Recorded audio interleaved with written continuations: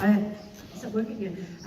Evidence for maternity. I was very concerned to hear that I had no idea that there was no consultant-led maternity unit at Canterbury. And I think this is very concerning, and the idea that in the future it might all be at Canterbury, not at Ashford or QEQM, is very worrying.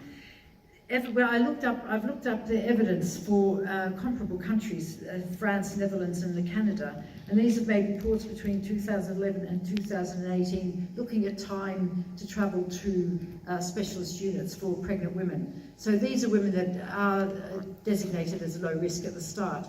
These studies confirm increased neonatal morbidity and mortality from 20 minutes increased travel time onwards, and anywhere beyond that it just gets worse. Canada looked at from 1 hour onwards because Canada's huge, and that also showed an association. So it's very concerning if there is no maternity in Canterbury.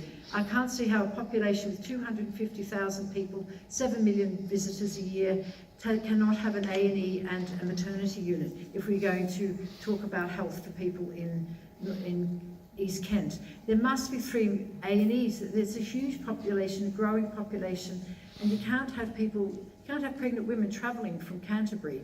We're going to lose babies. And there was a study done in Dorset by the ambulance service and the A&E, where they looked over a 3-month period, because they were talking about closing Poole Hospital.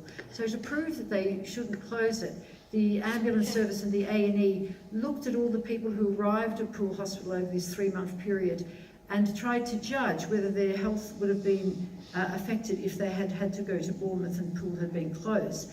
And they found that over the 3-month period, if they extrapolated it to a whole year, that 385 people would have been harmed if Poole had closed, and also that 61 people will have died unnecessarily. This was including 2 mothers and 3 babies. And this is what we're looking at by closure of services. And this must be looked at properly, otherwise you can't go ahead and make plans that are going to affect people's lives.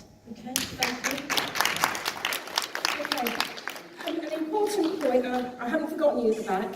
Can I just get an assurance from the clinicians in the room that the challenge there is that you're going to look at this properly and that you will? Can I see some nods, please, and some yeses? Yes? Yes, yes, yes, thank you. Okay, lady here, and then final point from the lady at the back. Right. I'm a mental health carer, and